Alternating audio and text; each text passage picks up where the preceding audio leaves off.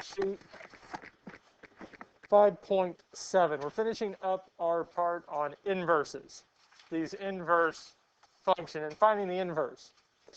So what we're going to be doing is finding some more inverses, dealing with quadratics. We'll deal with some with radicals, and finding out what their inverse is. So we want to find the inverse of f of x equals x squared, and we're not going to worry about graphing. Because if we really wanted to graph it, we can use the graphing calculator, and it can do it for us. So whenever I'm trying to find the inverse, so here, f of x equals x squared, our first real step in finding the inverse is rewriting it as y equals x squared. That's going to be our first main step. Now, what would the next step be?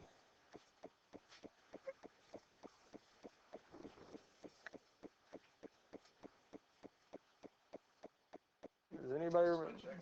Yes, we switch x and y. So we'll get x is equal to y squared. So we start off with y equals x squared. We switch x and y. So now we have x equals y squared. And then what do we do? We're going to square root both sides. We need to get y by itself. Now the square root and square will cancel, giving us y is equal to plus or minus the square root of x. Would it be better to try x to the 1/2? Or is it... This is fine. This is fine here. Because especially on the test, I'm going to be happy with this here. I'm not going to make you rewrite it as exponential or as fractional exponents. And with the addition, subtraction, multiplication, division, I already have it set up in fractional form, so you don't have to worry about rewriting that. Now the last part here is we need to rewrite y as f inverse of x equals plus or minus the square root of x.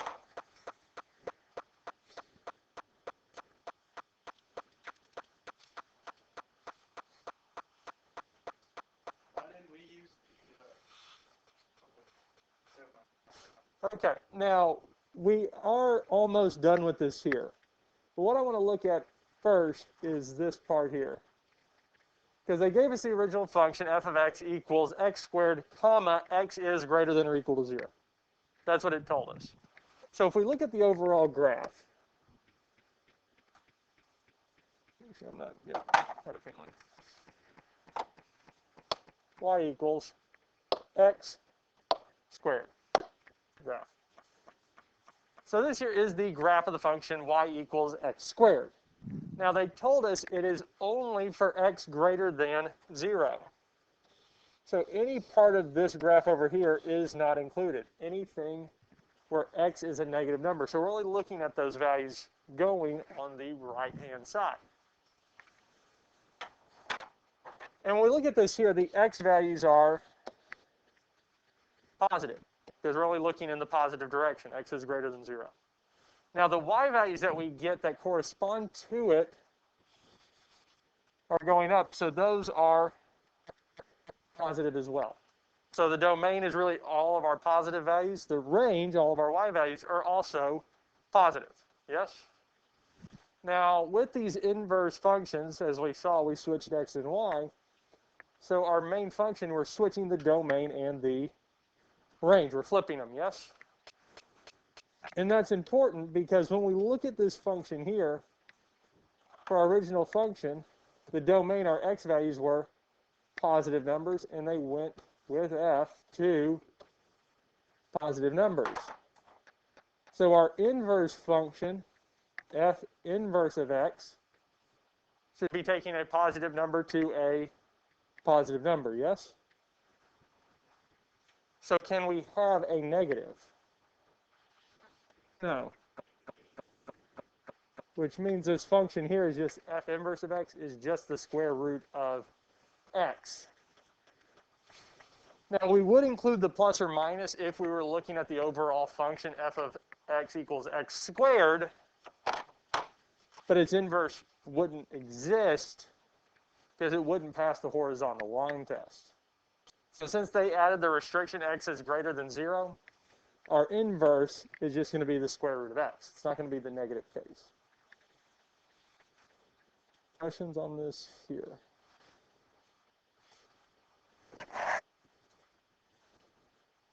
I'm not going to be so much concerned with this here, with including the plus or minus, having it or not having it. But definitely, once you hit the college algebra level, they are going to probably include those stipulations. You're going to have that. Because if it had the other restriction, instead of x is greater than or equal to 0, it said it was less than or equal to 0, then this wouldn't be just the square root of x. It would have been negative square root of x. So there are differences in what we have. So let's look at another one here. Now, on all of any of these here, so we're going to find the inverse of f of x equals x squared minus 2. So again, the first real step is to rewrite f of x as y. So we really want to rewrite f of x as y to start off. Then what can we do next? Yes.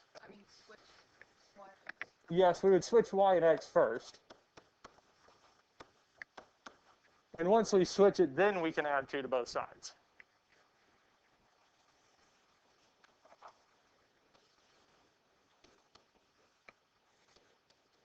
Add 2 to both sides. So we switched x and y, and now we're going to try to get y by itself, so we can add 2 to both sides. Those will cancel. And we get y squared is equal to x plus 2.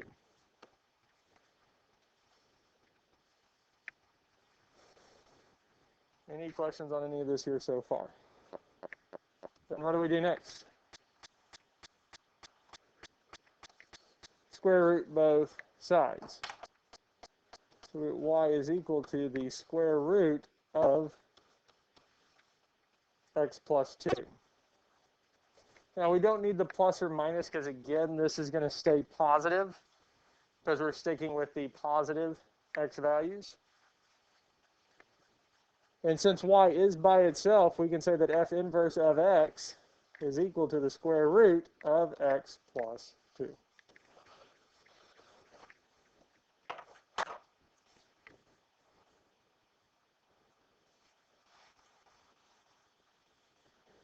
Any questions on any of this here? Yes.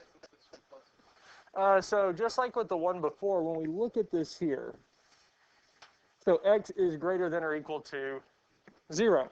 So what that's telling us is that the domain, the x values that we can plug into f of x, are going to be greater than or equal to 0. If it was x is less than 0, then it would be negative? Yes, or could be. Because let's see here. The inverse. It would still probably end up being positive because what we're saying is going this direction here. So the overall range of f of x becomes the domain of x. So that sounds complicated, or really what we're saying is that the input values, the values that we plug into the function, are going to be whatever the range, the y values, the values coming out of our original function. So if there's any restrictions on what's coming out of the function, there's going to be the restrictions on what would go into our inverse. So here, when we plug, the smallest value we can plug in is not there. Here is 0. So the smallest value we can get out is negative 2. Negative 2 is the smallest value we can get out, because everything else is going to be bigger, which means for our inverse, the smallest value we can plug in is negative 2. Well, if we look at this here, negative 2 plus 2 is 0. So it defines our restrictions for the domain of the inverse. The range gives us the domain of the inverse. Any questions on this here? Are we good with this here? Yes. Okay. All right.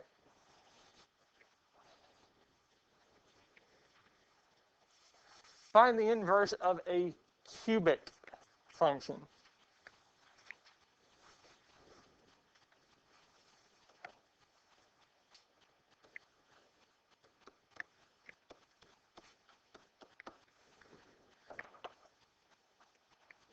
Now, if we want to determine whether the inverse of f exists, we can graph it. So I'll pull this up here for us. Erase all that.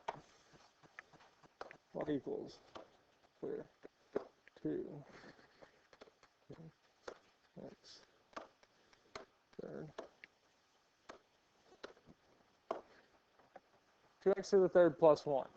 So this is the graph. Can I draw a horizontal line and have it cross this graph more than once? Well, here, I mean, right there at the y-intercept, it does look like it could, because it looks like it's going straight, yes? But it's not actually going completely straight. That's right. Put that down. Goes window, let's say from 0 to, okay, let's try this again. 2, and let's go by 0.1. Enter. So each of those is 0.1. So even if we look at this here, we can see that it's not actually going straight, it's increasing. It's just increasing at such a large amount, it's hard to tell. Zoom. When we look at it this way here. Because where we see it kind of curve off, it's actually still increasing. It's just at such a fast rate, or at such a slower rate than faster rate, it's hard to see that overall change. So what this means for us here is that this does have an inverse, and we don't have to restrict anything. So we can go on and start finding the inverse. Well, the first thing we need to do to find the inverse is we need to switch x and y. So we get x is equal to 2 times y to the third plus 1.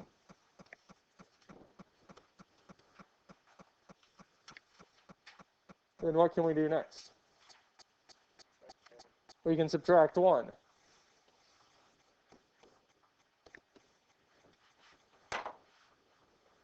X minus 1 is equal to 2y to the third.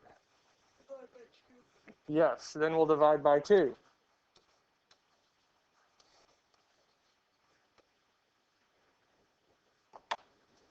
Which will tell me that y cubed is equal to x minus 1 over 2.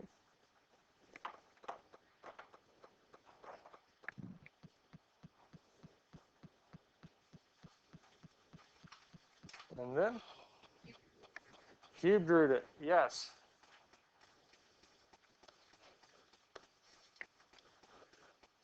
Cubed root both sides.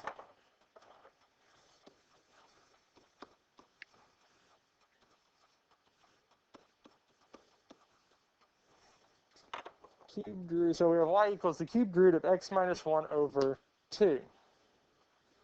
Why do we not need the plus or minus here? Yes, because it's a cubed root.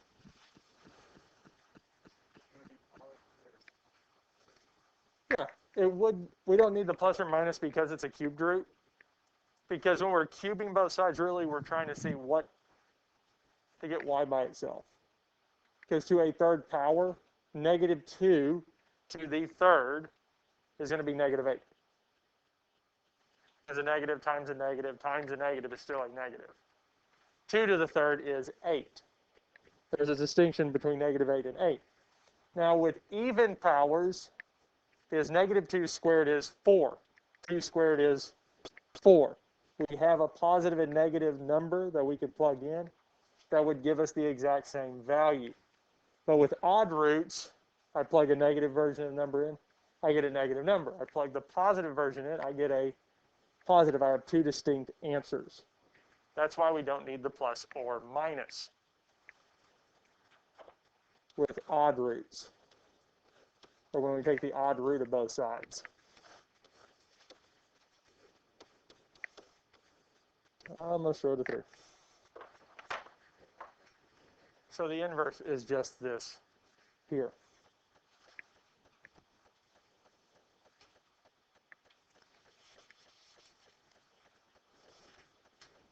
Any questions on any of this here? You feel comfortable with this here for the most part? Yes. Okay. Now, let's do one more inverse. I'm probably not going to end up doing the same one I did first hour.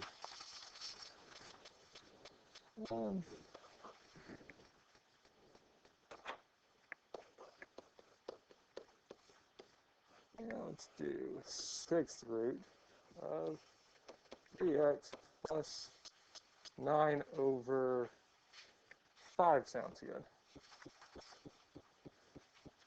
Oh, yeah, no, it's not good.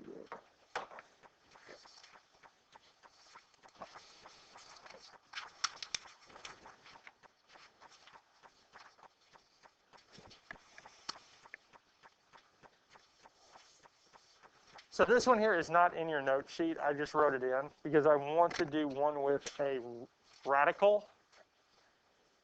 Find the inverse with a radical.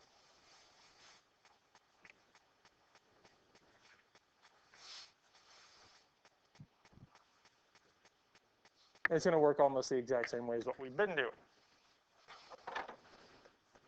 So before everybody good, we're good to start this here. So the first thing we would need to do is, just like any of the others, rewrite f of x as y.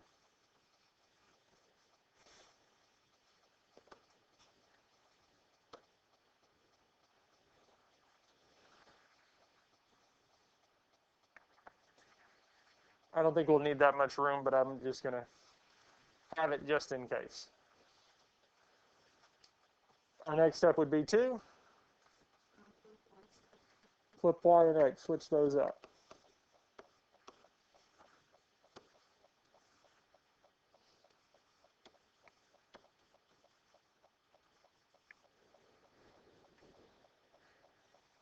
Now, if there's a negative in front of the radical, we would need to multiply both sides by a -1 or divide both sides by -1. We want the radical to be positive. Now, for even roots, it's not going to make a big difference because we'd end up making it back positive. But once we get the radical by itself, what do we need to do? We need to put parentheses around both of them. Because we're trying to get y out, or y by itself, yes? Well, what's the big thing trapping y right now? 6th root. So to undo a 6th root, we need to put both sides to the 6th power. So whatever the index is, we'll put both sides to that power so that the radical and the exponent will cancel on the one side. On the other side, we're going to have x to the 6th is equal to 3y plus 9 divided by 5.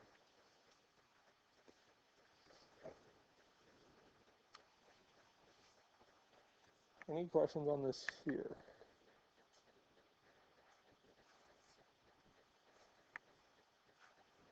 What would we do next?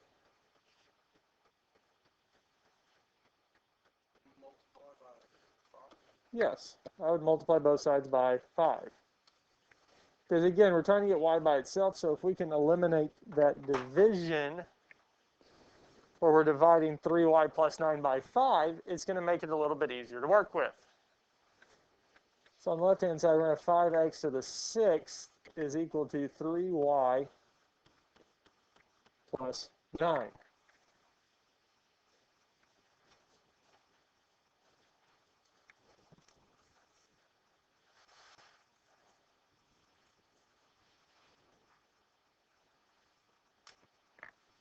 Any questions on this here so far? Okay. What can we do next? We can subtract 9 from both sides. So we get 5x squared minus 9 equals 5x to the 6th, yes.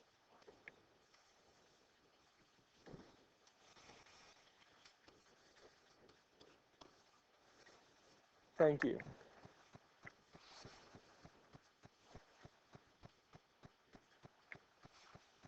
That would change the problem completely.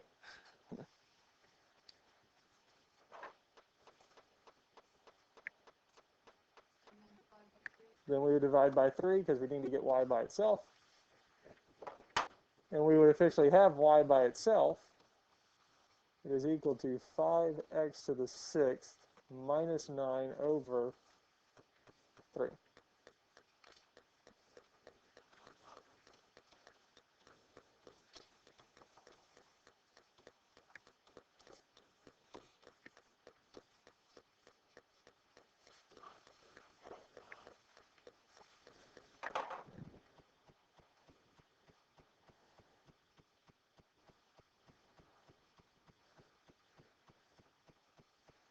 And that's it. That's all we have to do for these here. It's just trying to get them back by themselves.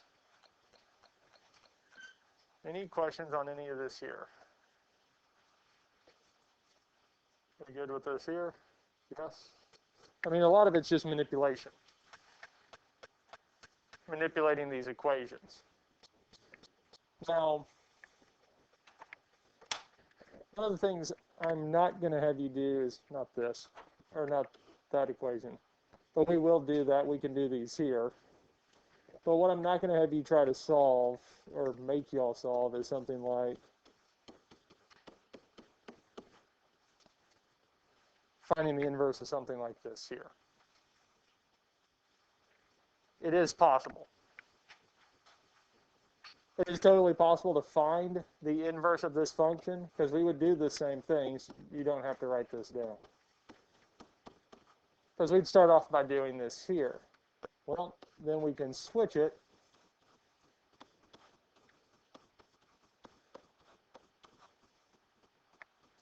But now comes the question on how we get y by itself, yes?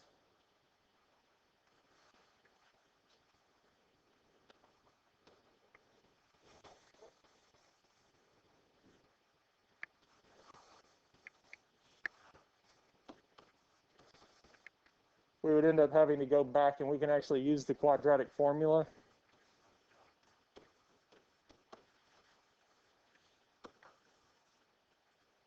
To solve for the value of y. Is we can manipulate that, and there's ways of using that and completing the square to actually get this back to the way it was. I had it at one point. I actually had the formula. I worked out a formula that would give us the inverse of any function that we wanted. And it's manipulating the quadratic formula and completing the squares, I believe. But it's been a while. But it is possible to do it.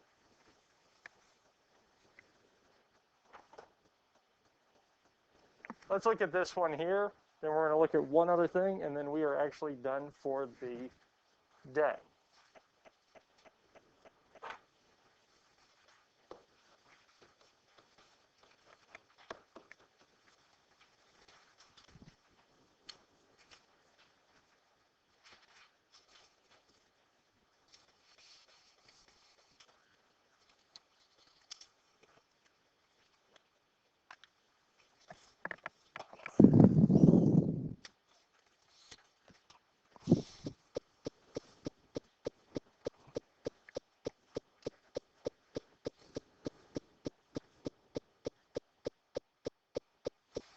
Yeah, it's manipulating the quadratic, or completing the squares. So what would we do first? Flip x and y.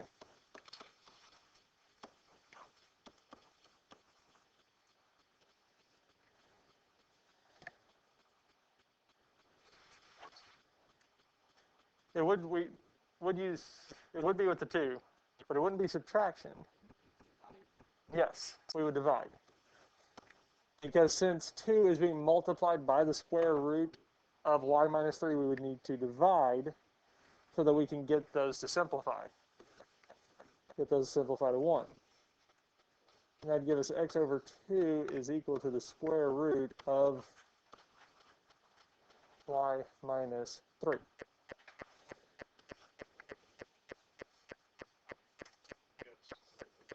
Yes. Then we would square both sides.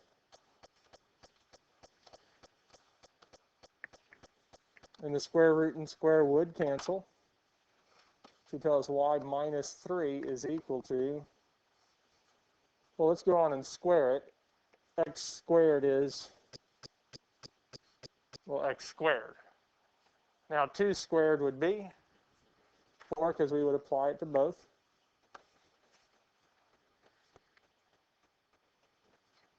And last but not least, we would, yes, add 3 to both sides, telling us y is equal to x squared over 4 plus 3.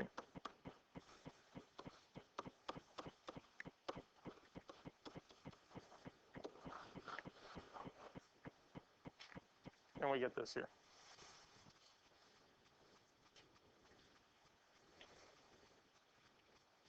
Any questions on any of this here? So we feel pretty comfortable with finding these inverses? Yes?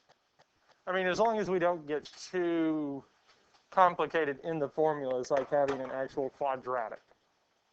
That was a little over the top. Yes, trying to find 6x squared, I think it was plus 4x minus 7, or something like that there. It would be a little bit more involved in finding it and manipulating the equation.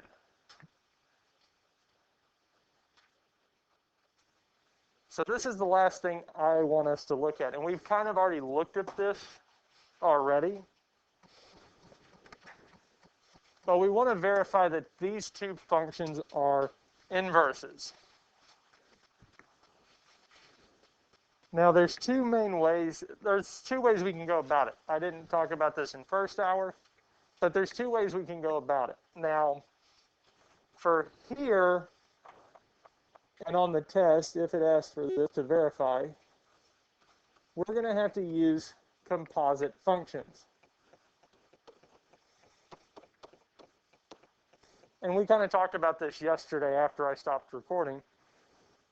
And we'll see it here again, but if f of g of x is the same as g of f of x, then these two functions are inverses of each other.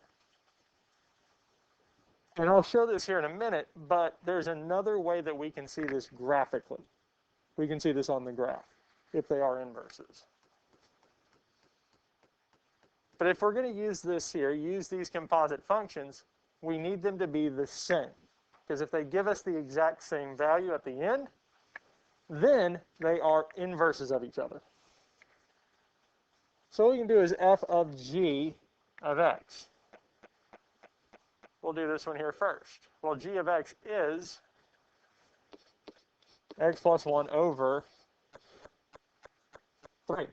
So we can plug x into g of x. We always start from the inside going out.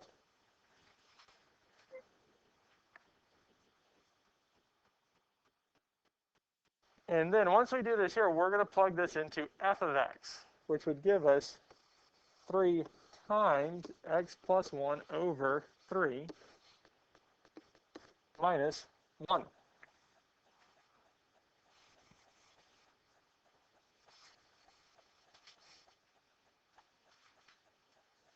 Any questions on anything so far?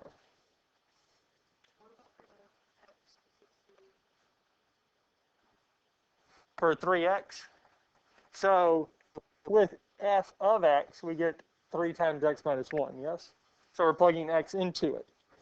But since we have f of x plus 1 over 3 as taking the place of x plus 1 over 3, so anywhere there was an x in f of x, it's now being replaced with x plus 1 over 3. Because that's what we're doing, is we're replacing it with x. We're replacing that for x. And it's kind of odd, especially when we do g of x first and we get the exact same thing. And the reason is, well, I'm plugging x into g of x. Well, x is already plugged in for g of x in the original function. So it doesn't change anything the first time, but now it does because we don't have f of x anymore. Well, now we just need to simplify this here. Well, it works out this 3 and this 3 will cancel. Because really we're multiplying the numerator by 3, which will give us 3 over 3, which become 1. So we're just left with x plus 1 minus 1, which would be x. Because the positive 1 and negative 1 become 0. So we just get x, which is as expected. We should get x. So any questions on f of g of x before we move on to g of f of x?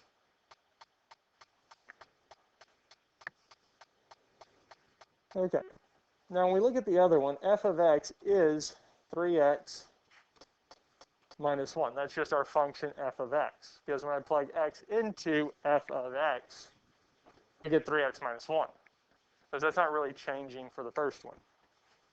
But now when I plug 3x minus 1 into g of x, what we're going to get is 3x minus 1 plus 1 divided by 3. Because we're just replacing x with our 3x minus 1.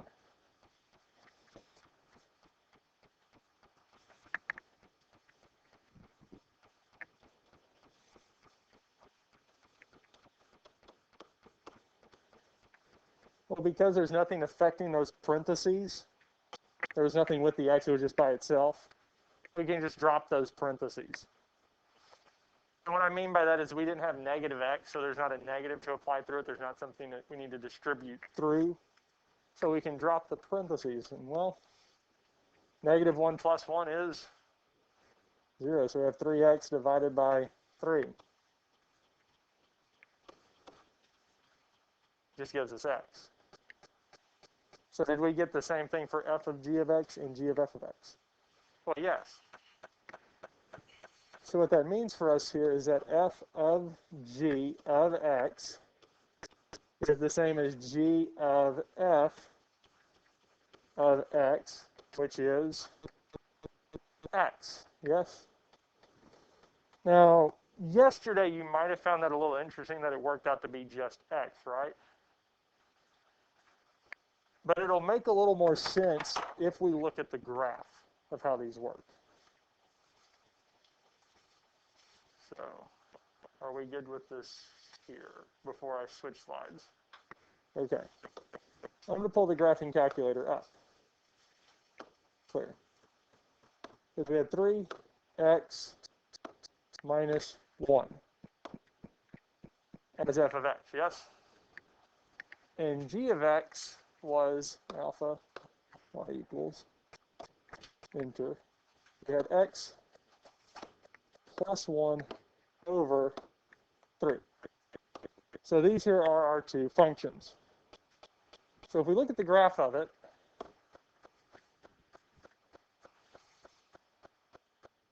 so the fact that they cross isn't the kind of the real key thing here. But they do cross, which is kind of nice. So when we took the composition of the two functions, we got what? X, yes? So I'm going to add that in. I'm going to add in a third function of just x. And let's see where that appears in. It appears right in the middle of them. The distance from the red graph to the black line and the black line to that point on the blue are the exact same. It's a reflection across this line. The inverses are going to be a reflection across this line here, which is actually kind of neat. It kind of works out neatly that way.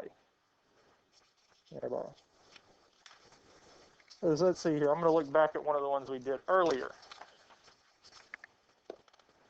Y equals. Here we go. So 2 x to the third plus 1.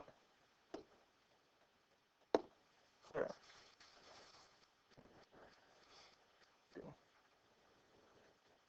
Math. Too far. So we have the cubed root. Also y equals, enter, x minus 1 over 2.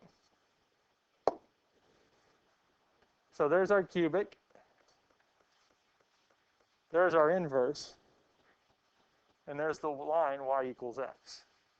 So even with these cubics, it's still reflecting it straight across that line. That's why when we take f of g of x and g of f of x of two functions that are inverses, we end up back at that line.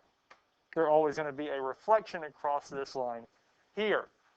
So on my test, if I ask you to verify it, you're going to have to do f of g of x and g of f of x. You're going to have to go through that process showing that they are inverses. Now, if it's on a standardized test, the ACT is asking which of the following, given the following function, which of the following are inverses, we could do f of g of x and g of f of x, or try to find its inverse. But we could also graph it and see which one reflects across this line, because it should and will follow this. And the other is just finding the inverse. But that's it.